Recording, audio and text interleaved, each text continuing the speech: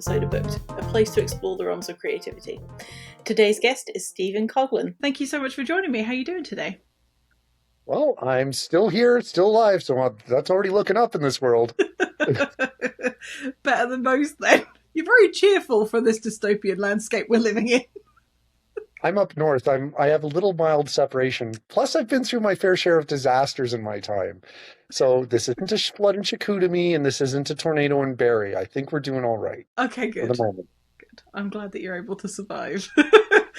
So, for the benefit of our listeners or watchers or however they're consuming this episode today, could you introduce yourself and tell us a little bit about what kinds of things you write? Okay, well, first, hi, I'm Stephen Coghlan, not Colin. I had that removed. And I'm one of the Canadian authors, so yay, Canada. Elbows up. I'm writing, and I write just outside the nation's capital. That's not Toronto, that's not Vancouver, that's not Montreal, it's Ottawa. Just to make sure we're clear. I'm a small published, as in I've never published with any of the big houses. I've only ever published with small. Multi-genre author. I've written everything from cross-Canada, YA anthropomorphic, dream punk action adventure, horror, monster apocalypse, demon horror, anthology, deep science fiction. I've got fantasy under my belt. I've got anthologies under my belt, squeaking in some romance and, squeaking in some human erotic crop opera, because why not at this point? You may as well. If you're going to catch them all, catch them all. Look, in all honesty, that was a joke. I made a wisecrack on social media and it ran away with me. You sound like me. Things just sort of escalate. Does it start off with a small idea and all of a sudden you've written a novel? Is that what happened? It depends upon the book. Some are very well thought out. Some are created out of... some are created because I'm trying to honor the previous creators. Mimir Dieter was actually, she and her husband, they're great people. I absolutely adore them. And they wrote some of the web comics, and there's other authors too, like the Scientian Chronicles, all that. These are web comics I was reading in college, and I wanted to emulate them. And there's a whole other story about me writing to get laid that kind of combined together to say, well, I can't draw worth crap. I don't have the time to put in creating a webcomic. So I'm going to be inspired by these wonderful webcomics and the other thing I was talking about, which, like everybody else, right? Writing started out, like everything else a guy my age would have done at that time. I was writing to impress a girl. So I kind of combined them together and said, well, I'm going to go ahead and create a story for me inspired by these people and by Nookie. And that's how I ended up getting my first book down. And after that, it's been just a roller coaster of wanting to tell more stories.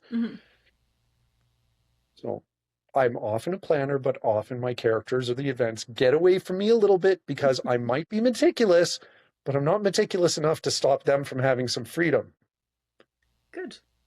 Well, I think that's one of the fun things about being a creative person, is that you do have the option to be structured, and sometimes structure's good, but I think that it's important to let it have some flow as well. Otherwise it was just here's point A, here's point B, here's point C, and it's nice to have an actual journey when you're going along the story. So yeah, I get you.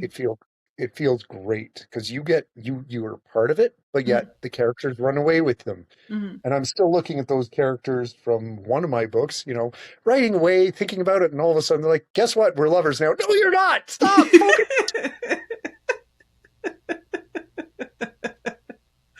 Do your characters ever sort of bother you? Like, do they ever pester you? It's not the characters so much as the ideas. I keep a voice recorder. Or back in the day, I had a separate voice recorder for just screaming my ideas into. Brilliant. I'm also come from a theater family, so I've been in a couple of plays. If you can't tell, I'm kind of, bouncing off the walls, a little high energy sometimes.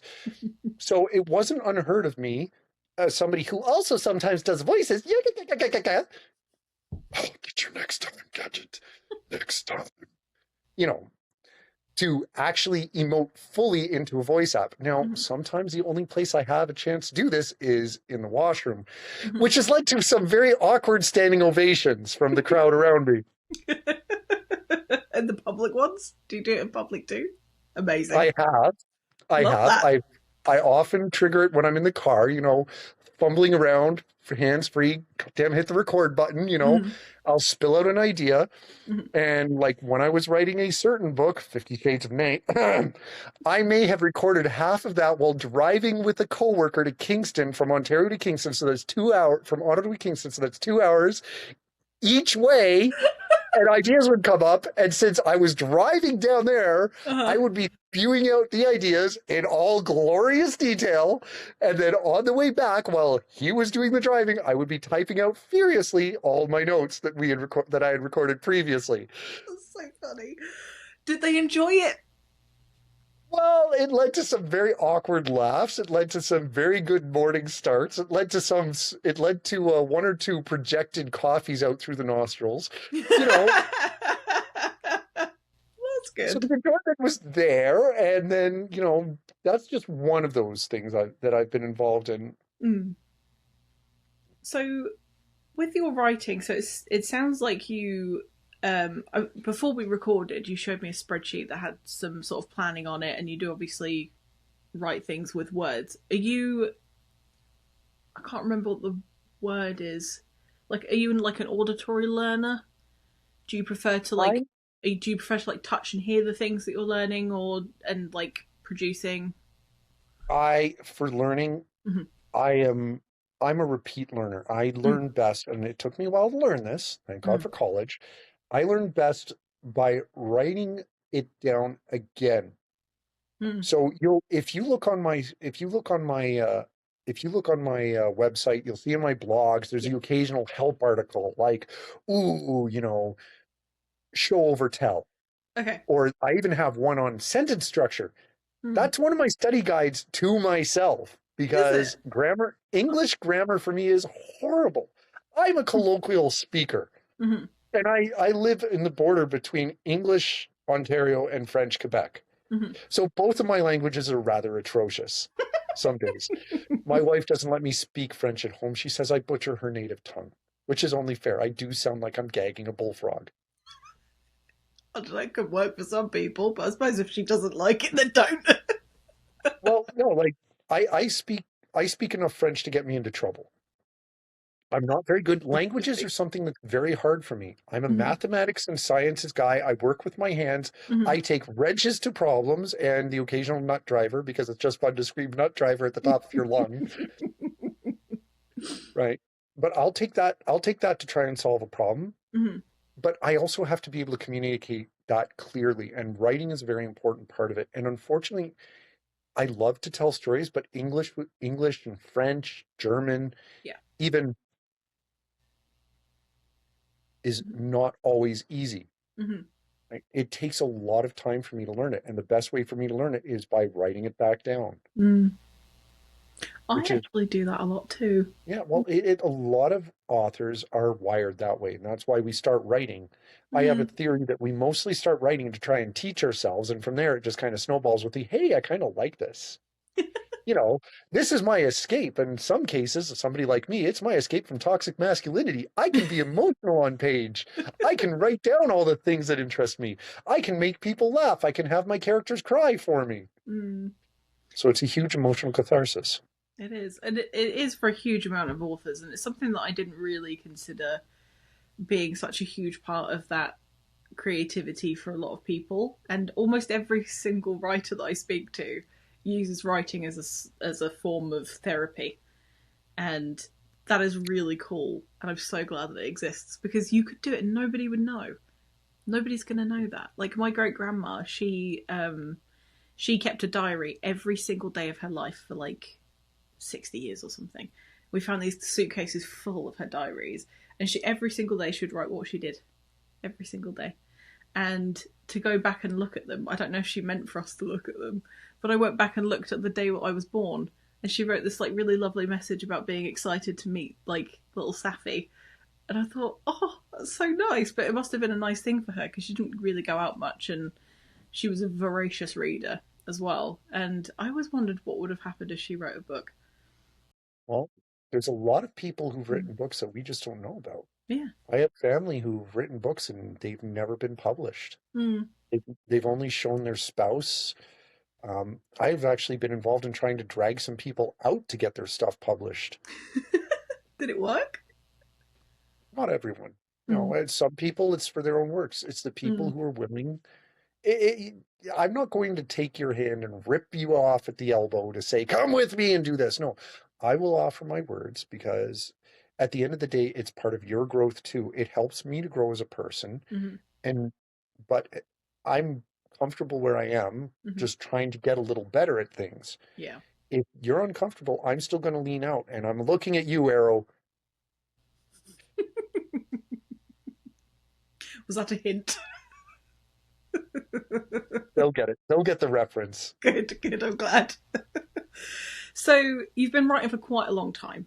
That wasn't a dig about your age. I just know that you've been writing for a long time. You've also written a lot of things in different forms. So you've got short form stuff. I think I saw that you've got drabbles, but you've also got full length novels, and that's quite a huge gap of form.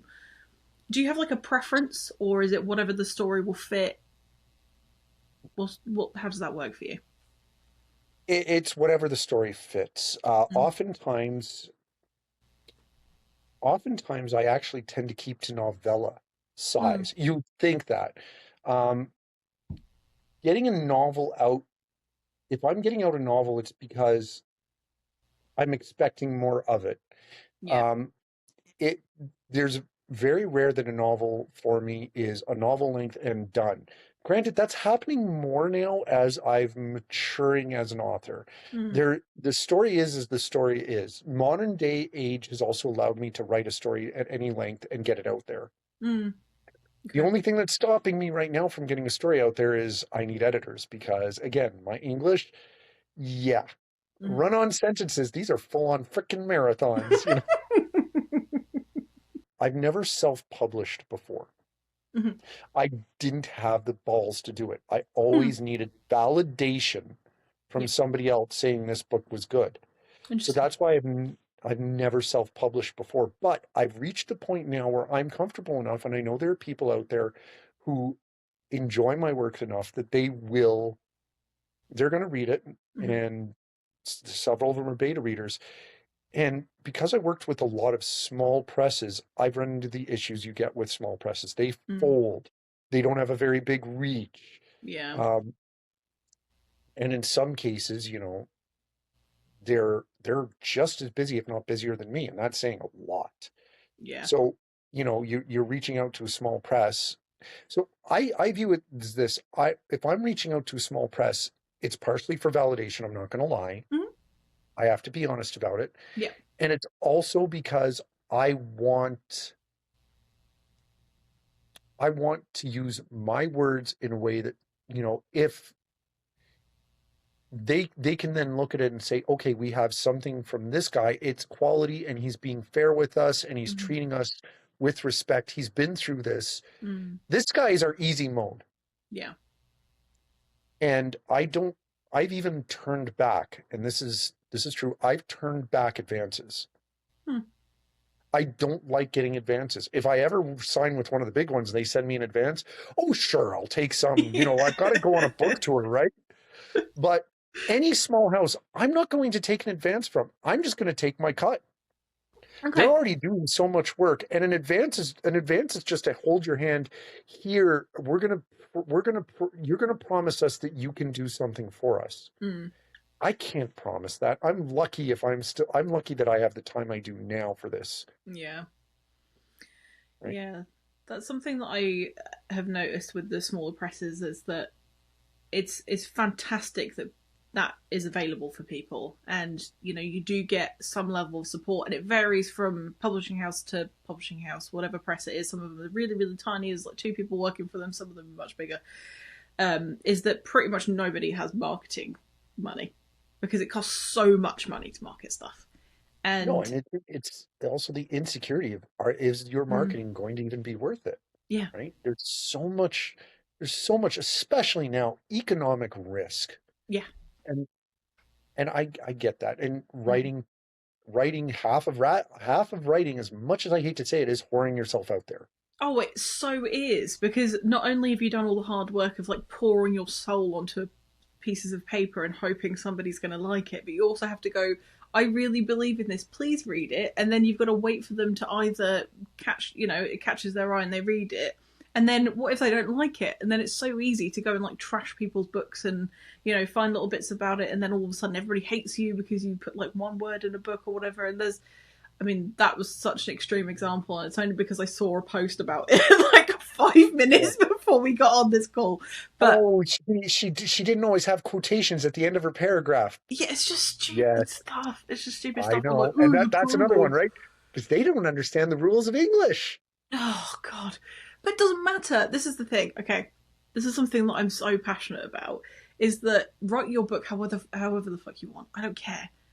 If people don't like it, they don't like it. They're never going to have liked it. Even if you had, if you used the Oxford comma, or if you didn't, they're still going to not like it because the story is what matters. And I think you can be quite forgiving, especially with self-published works. If there's like one or two spelling mistakes, it's not going to stop me from. It's not going to stop me from loving a book. It's never going to do that. You know what I say? If you want to critique it, please, by all means, do so and send me your notes when you're done, especially if it's grammar. Because that might actually help. Oh, yeah. There's constructive criticism and there's just bitching, right? Yeah. If you're going to be constructive, I will lend you my ear, Mm-hmm. except it doesn't really come off my body.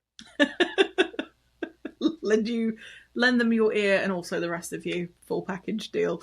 But yeah, Well, that's. there's certain parts of me that I don't lend out. But you just said half of being an author is whoring yourself out. Well, yeah, but there's certain parts of my wife still owns, okay? And that's fair enough. Okay, I get that. But yeah, it's something that never occurred to me as being a problem, but because before I went into this whole thing that I'm doing and exploring different options of in terms of publishing and meeting different writers and seeing how they put their work out there, I didn't really ever consider marketing being such a problem because I didn't realize how competitive it was. Because it is to a degree, because you're competing for airtime, for space. Isn't It's necessarily brain time. like, yeah. And I don't know. I think that's why I started this whole thing, is because I wanted to give just as many people as I could the opportunity to have their name said.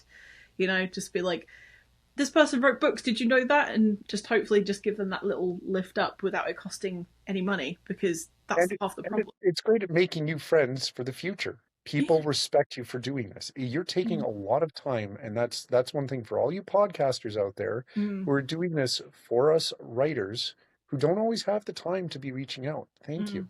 It's a very critical part, and I appreciate it very much. It's very clear that it's appreciated, I think, because everybody is just crying out for someone to hear them. And for me, it's really important to do that. I wouldn't do this for me. I only do it because I see this group of people who I now weirdly, deeply care about, but all strangers. But I'm like, I love you guys. And I just desperately want them to be heard, and I want people to read their books. And I'm reading just the most So, batshit stuff that I never would have touched before. And I'm loving it because I get to know the people. And what I do is I get to know the person, I read the book, and I think, I'm so proud of you. You did this thing. And I just want everyone to have that experience. And by getting to know people such as yourself, it then gets me really excited. When I'm like, oh, you got a new book out. That's amazing. You did all that work yourself. That's so cool. So yeah, that's a very exciting part of this whole uh, thing. I hear you quite clearly. I actually have on my right side of the bed here that I'm using Mm-hmm. um, books from various other authors that I'm either reading or Mm-hmm. are on my dreaded TBR. That's what Right. most of these are. Well, I've gone through most of these and absolutely adored them, and a lot of these are indie author. Mm-hmm. Very few of the books I own now are big house published. Mm-hmm.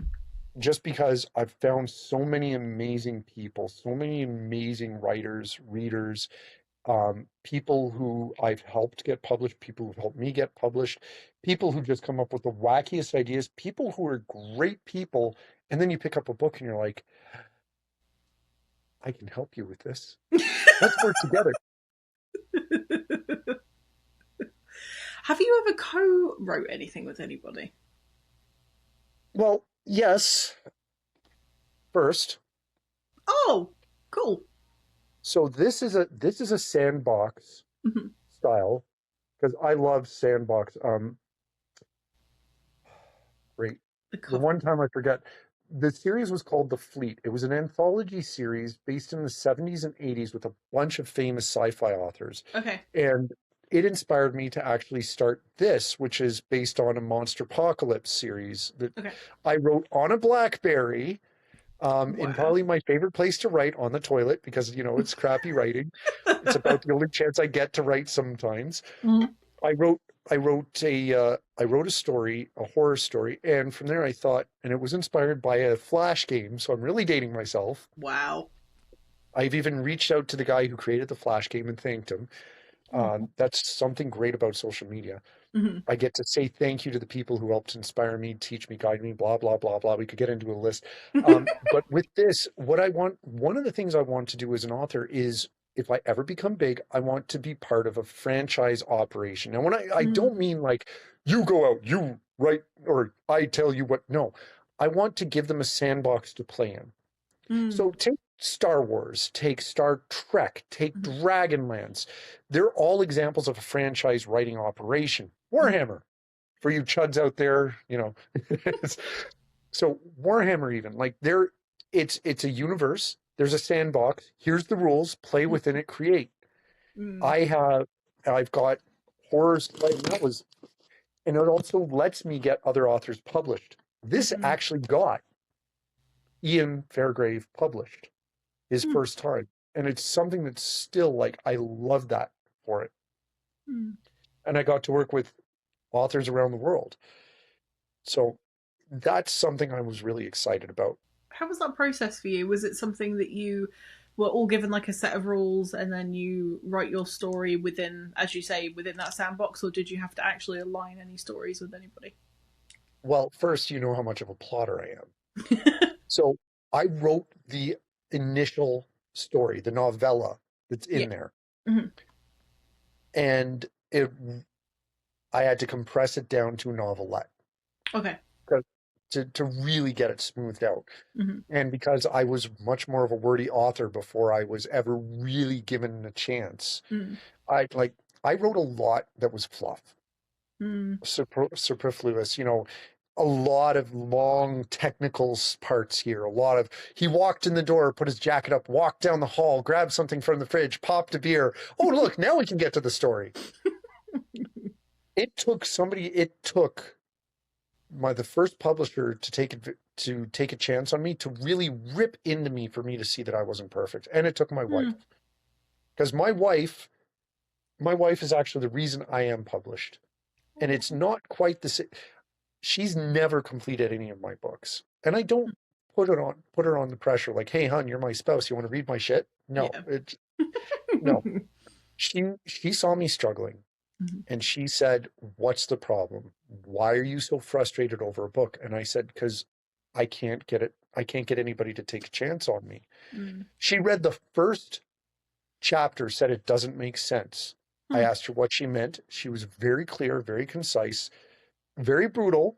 But Yeah. that's one reason I love my wife. She's absolutely honest with me. Sometimes I hate that she is, but I mean, it's a real blow to my ego, but somebody's got to take me down a couple of chunks. And she's really good at putting me in my place. I'm proud of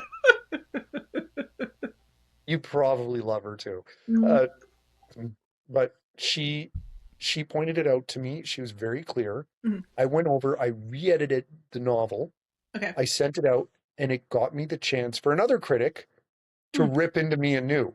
Interesting. And I learned a lot. And I learned just how wordy I had been. Mm. Something that, going to reading all these blogs about how to write, it never sunk in. It took somebody slapping my wrist and going, no, this isn't needed. This could be moved. You could make this section longer. You turn this into a 4 book. Now it's a trilogy because it's going to work better. Mm. Hmm. And that's one of the reasons why I'm still a fan of working with small presses, despite, having these books published. Yeah. People need to keep me on my level because I have an ego. I don't think you figured that out yet, right? No, that's Gosh, news to gee. me. I have an ego and it needs to be taken down. And Okay. that's one thing I love about a lot of my friends is they're willing to tell me when I overstep my bounds. They're willing to tell me. They're Mm. willing to be honest with me. If my friends can't be honest with me, who can I trust? It hurts like hell. I Yeah. have a very big, very, I'm quite fragile masculinity. So, you got to pop that bubble from time to time to keep me from going nuts. Yeah. But I Mm. appreciate it. At the end of the day, it might sting, but it's like ripping off a band-aid. Yeah. So, Do you think that it sunk in because it was using your own work as an example, because you could actually see what needed to be done because you'd written it in the first place, rather than just seeing examples of other people's I, work? I think what sunk in is I was finally willing to eat my own humility So you got in your own way before. too many times. Mm. And I, I'm not the person I was when I was 18. Thank God for that. Oh my god, same, and I'm so grateful for that. Yeah, I'm not. Mm. And I didn't get published until I was, 30. So it, I needed to learn. Mm. I really did. And the first thing is I needed to be taken down a couple of pegs. Once my wife helped me understand that I wasn't perfect, that I wasn't just getting people saying, "Oh, you wrote a book, it's great." I would go ahead and buy, I'd go ahead and sponsor it and all that if I Mm. had the money. No, it's not that.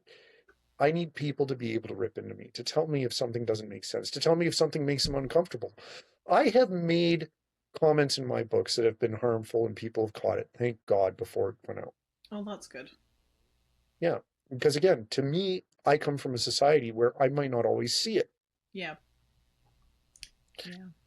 And I'm very grateful. The people who've put me in my place are teachers, right? They are my rabbi in a lot of ways. Yeah. And I need people to I can't do this on my own. A book isn't written by one person. No. It's written by one person, but it isn't produced by one person. Mm. And Yeah. I know that now. And I appreciate all the help that I get and all the criticism, despite how much it hurts. But that's how you grow, though. It's the literary equivalent of having broccoli in your teeth and nobody telling you. Is that if people keep seeing you do that wasn't a hint. Oops. But the thing is that if people keep seeing you making mistakes and they go, "It'll be fine," then you end up looking like an ass. Whereas if they're like, "You've got broccoli in your teeth," you can be like, "Oh, let me take care of that," and then you haven't got broccoli in your teeth anymore. I might still be an ass, but at least I won't have the broccoli in my teeth. Yeah. Exactly, and then it won't be awkward for anyone. But if you could give advice to yourself when you first started writing, you might not have listened, but what would you what advice would you give yourself as a writer? It's gonna hurt. Mm. It's gonna hurt, but listen and respect the words coming from the people who are trying to help you. You don't have to necessarily implement every choice Mm. that they give you, but take the time, take a deep breath, thank them, get up and walk away and come back to it after you've absorbed it. Mm. Have there been moments where you've been given this feedback and you thought, absolutely not, no, I'm not changing that because I think it has to be in there, or are you fairly flexible with your feedback? I'm very flexible with it Mm. because again, I put on blinders, right? I Mm. if you were to read any of my works before they got edited, Mm. you'd be missing stuff or you'd be rolling your eyes over how much is showing up because I have the story in my head, and by the time I'm done editing it and sending it out, I may have lopped off entire sections that are important. Mm. And there have been the occasional time where an editor suggested something and I've been back, very politely do we really have to? I'm trying to show this. Mm. You know what I almost always got out of that? Oh, you want to keep it like that? Well, why don't you change this over here? Mm. And all of a sudden, it's a great, fantastic idea. I Mm. haven't had an editor yet where I've been just absolutely, no, I'm not listening to you. Fold up. You're not, no, no, no, no. Because again, every editor I've worked with has been part of a house at some point. They've Yeah. worked with other people. They're not just in it for a business. Mm. House publishing is different in its own from just being a publisher professionally. Mm-hmm. You're again, you're taking another chance Mm. It in must be, itself. yeah, it must be so hard for the small publishing houses because with the larger ones, it seems that the main thing that they would could be worried about. I mean, I haven't been published by anybody, so I'm just talking from observation. But it seems like if it's not a marketable thing, then they don't want it. That's For the kind of the big houses, for the Mhm. big houses, that's very true. Yeah. They will take marketability over creativity any day. Mhm. But it seems Now, the opposite, almost opposite for smaller publishing houses because obviously they well, want it because to be successful. But the smaller houses commonly exist because either somebody got involved in it, fell in love with it. yeah, Crystal, I'm looking at you. I still see you out there. Love you very much, dear. Or, or they saw that there was a market in its own right for it. Mhm. I'm looking at all you monster fuckers. And they said, I'm going to take a chance to create something and something that I enjoy and give other people that opportunity. Mm, I very rarely have found a predatory small house. They exist. yeah. I I haven't worked with very many that are predatory though. That's good. I'm glad that you've had largely positive experiences. It sounds like you have anyway, whether it's been for I have it, and I'm letting people make mistakes on me because they're taking a chance on me. yeah. It's only fair. Well, you want me to just hound you up the rear because you went ahead and took a chance on me? No, we're working together in this, and it's been an understanding that has been very easy going for me. And I understand too that they're just as busy, if not busier. Hmm. There's a group out there. They're fantastic, fantastic editors, but Hmm. two school teachers in the United States running a publishing house. That's a rough gig. They warned me it would take time. I Yeah. told them that's fine. Mm. And yeah, they take their time, but at the end you get a high quality product built out of love and care. You just have to be willing to sacrifice 2 or 3 years before your book ever hits the market. It's taking me such a significant amount of time to get this my first book finished, and I can guarantee the moment I feel that it's ready, I'm going to be like, let's get this thing out because I won't be able to stop myself. And I'm making an awful lot of excuses not to finish it for fear of failure. But Well, the more I speak to writers, the less scared I am. don't be afraid of failure. Be afraid of not even taking the shot. Yeah, that's All right? so much. Because you've got enough people around you right now who are already cheering for you Yeah.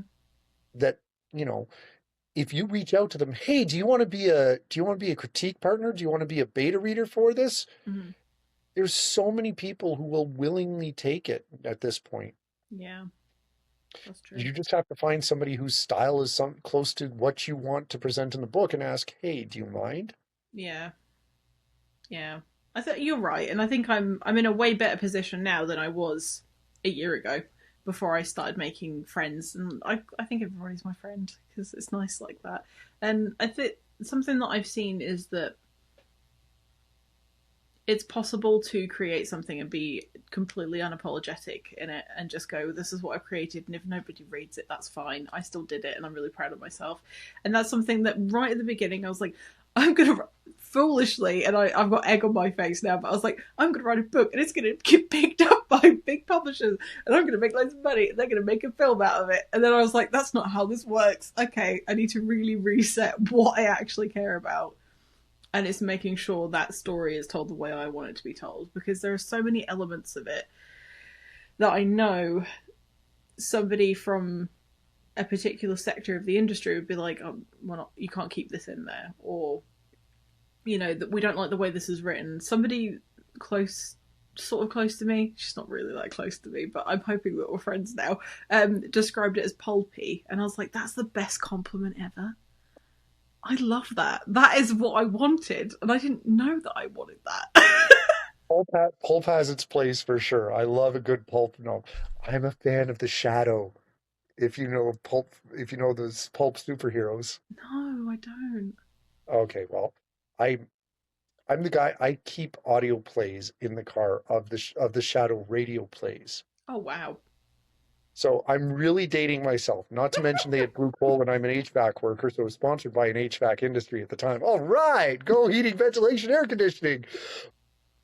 You know, it's just interesting to see from my own creative perspective how my priorities have shifted in such a short space of time just through the exposure of different types of media and But you're different. giving yourself the exposure, and that's the important Mm, thing, and you're recognizing it. You're not just going in, oh, look at me, I'm still writing this book. I'm going to be just as great as you guys and even better. No, you're taking reality, mm, you're taking a bite of it, mm-hmm. but you're not choking on it. Yeah. You're chewing it slowly and savoring it before you go ahead and make your next decision on how you're going to do things. Yeah. And it's a great thing for you to be doing. I think so too.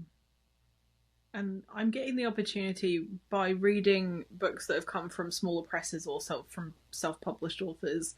I get the opportunity to be exposed to just such a unique range of voices, and it's so cool. I'm reading books and thinking, this is so. Why isn't this in the big bookstores? Because I'm just thoroughly enjoying it, and I just think because most people don't. It's not because I think I'm like this kooky person that like likes things that are different. I just think that I potentially, and probably like yourself, can see a lot of beauty in something that perhaps other people don't. Um, and that's one of the cool things about this community in general. One of the things that I wanted to talk about was your experience at the Ottawa.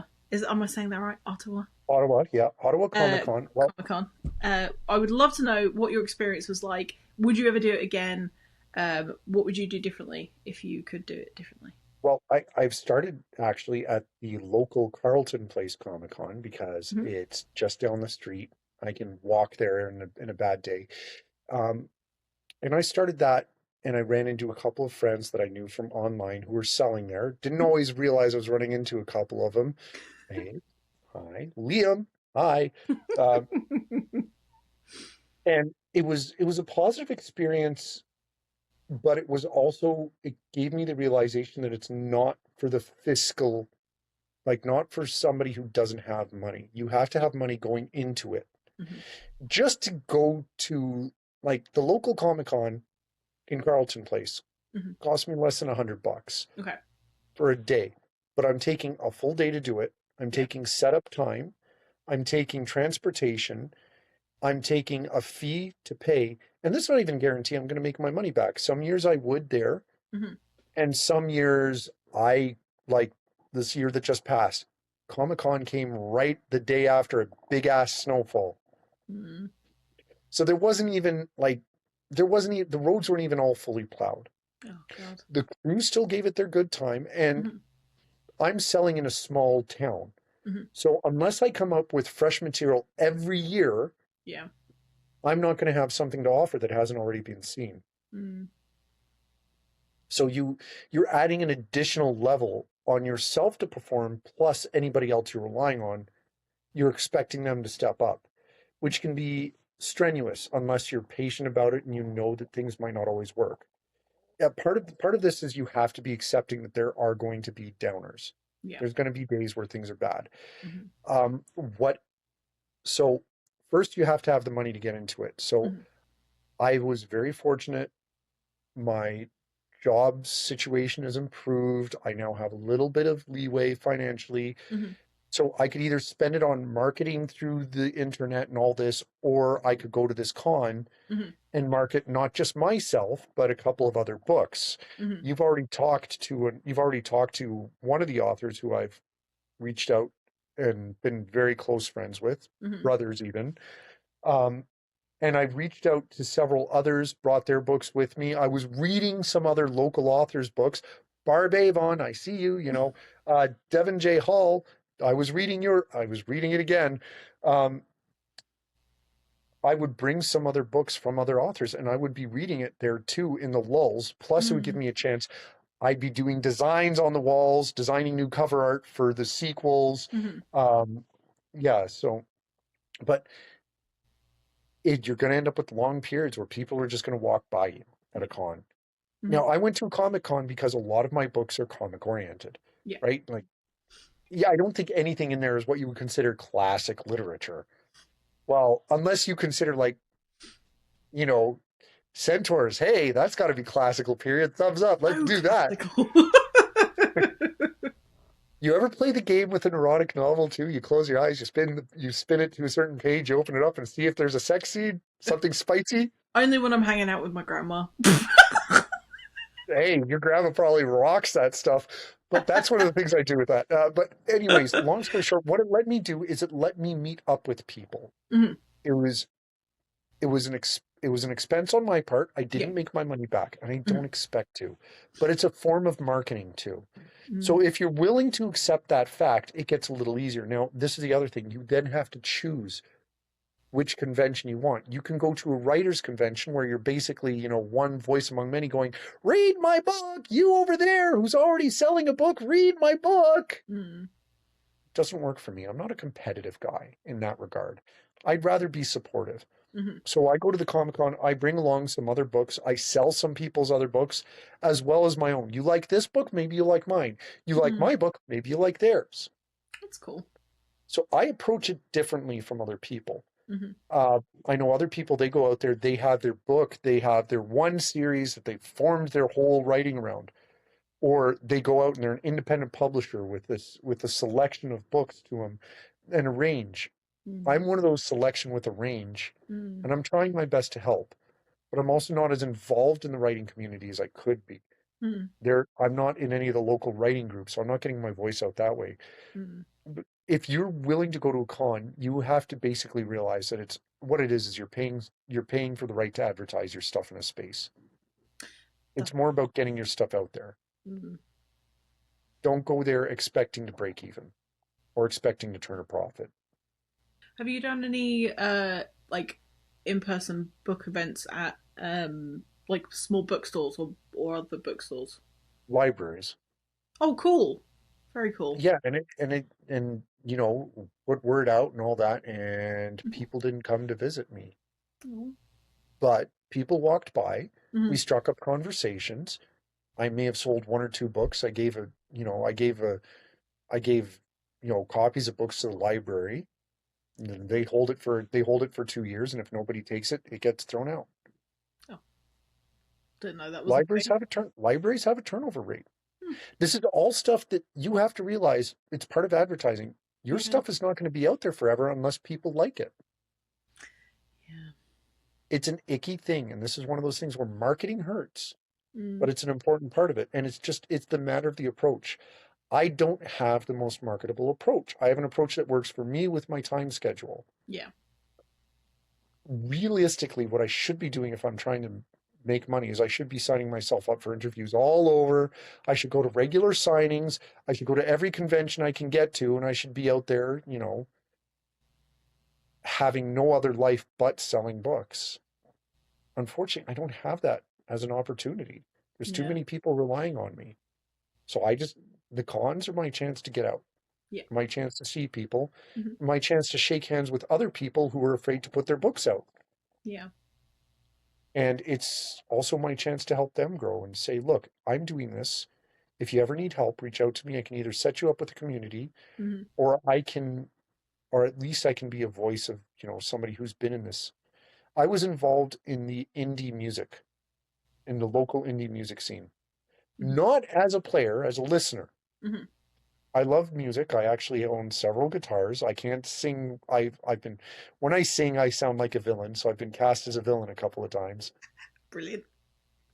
Well, I have a deeper baritone, right? Mm-hmm. So, this kind of voice can freak people out or it can make for a great evil guy or a gay bartender. I've been cast as a gay bartender more than anything else. Are you trying to tell me something? You found your niche. Sweet. Apparently, sweetie, it just happens to be, when you're just a little more out there for stage work, it's just fantastic. Yeah, I was involved as a listener. My Mm, brother was in a band. Several of my friends were in a band. And I compare writing to the music industry mm. oftentimes. Now, I don't know how much you've been involved in any music industry at all. I don't know what instruments you play. I don't see any music books. I see what looks like a piano desk behind you. No, it's like an old booze box.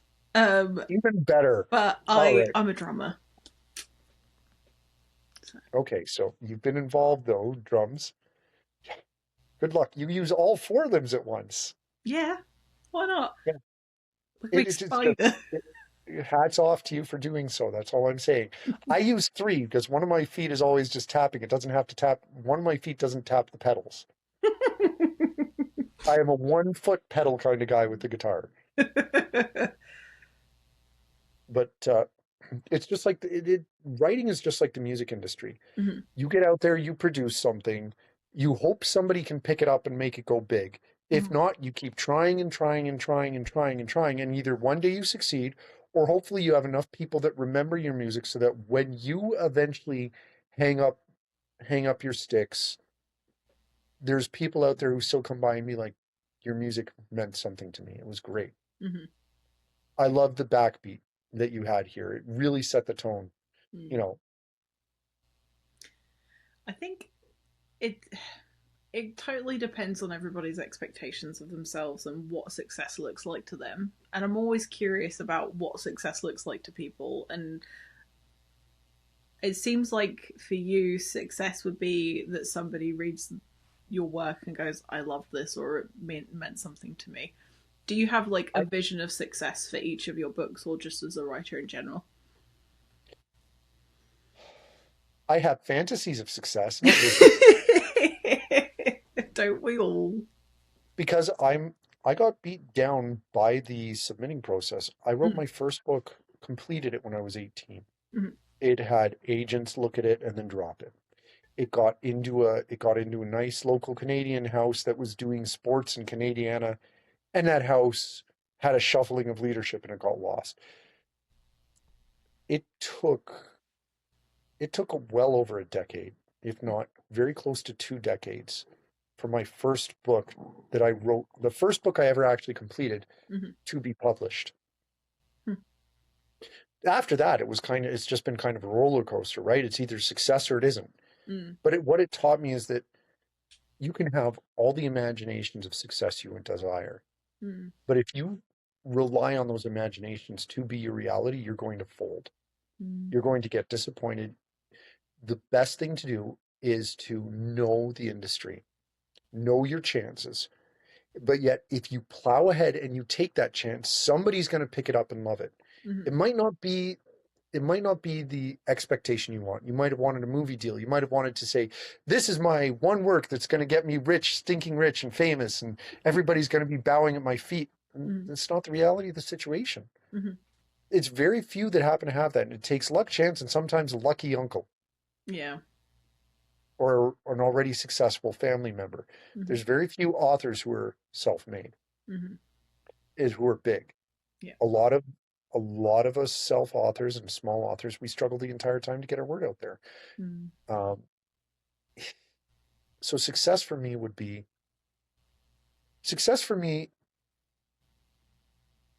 would be for my books to become big enough that I can help support other authors and I can continue to expand my books and maybe go to half my time writing. Because I mm, still don't want to give up my other job because my daytime job in the HVAC industry is another passion. that's cool.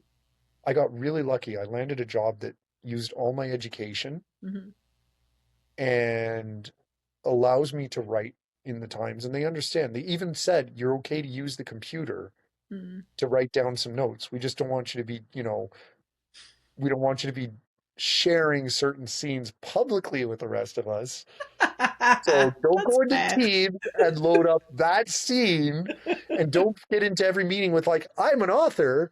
No, Yeah. but they understand that and they said, yes, it's fine if you want to write notes to yourself and email them to yourself Mm, on the company computer, that's fine.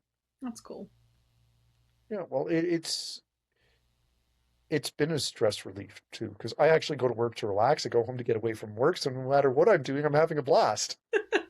It seems like you've got a pretty good setup, actually. For someone that's so busy, it seems like you have such a large portion of your life, if not all of it, where you're actually having quite a good time, and that's very cool. Oh, because I could be stressed out about it, but I've Mm. already been dead twice. Actually, proper dead or I emotionally? have a scar. I have a scar running from my groin to my belly to above my belly button. I've been disemboweled. That's one reason why you'll often hear me say, colon, no, I've had that removed. It's true. Oh, I thought that was just a straight up joke, and I didn't want to ask because I thought it might be a No, bit personal. every, okay, here's the thing about me. Uh-huh. I've been in so many bizarre situations that everything I say, even if it's a joke, has partial truth to it. That's wild. That's crazy. The things I've done sober, most people would never do drunk. The I things I've believe you. survived, most people wouldn't even. Mm. I have been officially dead and resurrected with the shocks from an issue caused by ulcerative colitis. I am also silently disabled, Mm. technically. Okay. It, yeah, and you know, I think I made a wisecrack to you in one of the emails previously about scoping me out. Possibly. Well, it's only partially true. I mean, I'm dealing with the I'm dealing with a constant gut pain and everything. Oh. So, you know, Mm. I understand when somebody says they're hurting. It put me in the hospital for years in my teenage life. Oh wow. So if I wasn't in military school or military camps, I was off in the hospital. So Oh wow. Mm. I've had a very unique upbringing for somebody in my situation, a very open one, a very nice one to learn from. Mm. That's good. Yeah, so I appreciate it. Like I get to go to work and do things I enjoy. I come home, I get to see my family, and I get to write for my catharsis. So not everybody had so my poor therapists don't ever have to hear me. Not that I have therapists, because again, I have my therapists are hi guys, hi book, hi one, hi book two, hi book three. Um, Eshe, Colette, they're in there. So No, it's good, and I think something that we spoke about before we started recording was that you do a lot of work towards hoping to make people feel included, and so that people are seen and they feel safe around you. And it definitely comes across, like, talking to you, is that you're obviously a very open and kind of person, and like you're very sarcastic, but I can tell you're like deeply caring, and that's very nice. that's what I, that's. Oh, sorry, there goes my tummy. See you talking to me. It heard us talking. Yeah, it will. Don't worry. It's only half there, but I tried. There's a lot of people who've affected my life for the better, Mhm. and I wasn't always a good person, Mm. and I've done some bad things in my time, and people have been patient with me. I haven't done anything that landed me in jail, but I've done some things that could have. I haven't always been a saint. I'm still not a Mm. saint. And there's just been so many wonderful people, and I live in a culture, and even like my parents were even open. Mm. Yeah, I had German grandparents growing up, but I mean, even they were understanding that they were coming from an old culture and trying to change themselves. That's very cool. Yeah, so Mm. and again, I've got a lot of Mm. people I respect. Hang on. It's fine. Well, the good news is you can edit out the boring parts. So is this where I should stick my finger up my nose, so you can edit that scene out? Just No, it's fine. I watch these like over and over again to edit them. It's fine. It's usually to isolate my laughs and turn the volume down because they're so loud. well, look, if you're not laughing, then you're not enjoying an interview. Would you rather have an interview, as you said, you like it a little zany, right? Oh yeah, You just because happen to I'm be not dealing doing the with, weird one. yeah. Well, I'm just giving you a little fuel to the fire, right? It's But helpful. honestly, like, I'm the guy you've already seen. I'm the guy who wrote Penthouse Letters as a sarcastic tongue-in-cheek joke too. So that's not nearly scratching the iceberg of the things I've been involved in. Maybe one day you need to put a autobiography out there. That'd be brilliant. People won't believe it. I'll read People it won't believe though. it. I'll read it as They'll, fiction. That's fine. you know, I sneak a little bit of myself into a lot of my characters. Yeah, I do, but everybody does, right? You know, it's a little self-reflection. Hmm. You know, I'm not going to say which character reflects me the most because that's just me bragging at that point. You know, he walked in a strapping 7'2", rippling abs, pecs 49 inches wide. No, it's actually the character who most reflects me is a skinny, pale guy who was a janitor. And I think Oh. if you guys have read the book or know that the sequel's been edited, you might know why I tend to throw myself into him more often. Hmm. But that's who I hope reflects me because Which, he's still a flawed guy. which book? I love that cover so much. So do I. The problem is it doesn't reflect the science fiction tone that it is. It's a deep sci-fi space opera Hmm. with a giant freaking robot. So Yeah, maybe the tree doesn't quite reflect that, but it's still a well, nice cover. it's a beautiful cover, and in a way, it does reflect it. It just doesn't reflect it in a way that might be the most marketable. Hmm. Um, but I love the cover because the whole book is based with environmental themes. Heck, Hmm. one of the main heroes, she's a xenobotanist. Oh, that's cool. So the ships all have plant names. There's a whole bunch of little plant references. I love growing things. Hmm. I love growing mostly perennials because annuals just seem like a waste of energy to me. I live up here. If it snows, it kills your annuals. Hmm. So I'm a huge fan of perennial growing also because it's great for the soil. Hmm. And there's just something nice about your rhubarb coming up every year, your horseradish coming up every year. You know, I see you, you're old friends. Hey, plum trees. I remember when I planted you, and now I'm getting fruits from you, and now I'm getting plum sick. You know, the plum wine I ended up drinking because I could be bragging about myself to the cows come home. I think that's more done best through organic methods like we're having, right? You talk, I talk, we giggle, you share a bit, I share a bit, we're both sharing something. Mhm. You know, we're going a little bit better, a little bit closer as, you know, both authors, both people trying to understand one another. Mhm. I think that's beautiful. I don't have anything that I'm going to be blatant in your face, you know, hey, advertise. What I'm going to say is if you guys are interested, check it out, right? If you want to reach out to me, you can try reaching out on social media and all this stuff. But most of all, if you're in this because you're a fellow author, I see you and I understand. I know what you're going through. You'll get it. It's all good. If you're a reader and you're interested, by all means, reach out to me. I don't mind giving you a preview or even a hint. And if you're somebody who's scared to pick up a pen or to start typing out that story, let me tell you, the scariest part is beginning it. The hardest part is reaching the end. Mhm. The rest of it, enjoy the process. Don't be afraid. People will criticize you, and they often mean well. Listen, but it doesn't have to change your story. And if you ever need a ear to lean on, I've kind of reached the age now and the hair color where I can almost be daddy author Steve. That was wonderful, thank you. And it's been so lovely getting to know you and get to know your process. We didn't really get much chance to actually have a conversation before today, so it's been really nice to get to know you. And yeah, thank you so much for being a guest today and making the time. I really appreciate it. It's been an absolute pleasure. And trust me, I've been looking forward to it. I know we're both on hyper busy schedules, so I do appreciate you taking the time. Oh, it's my pleasure.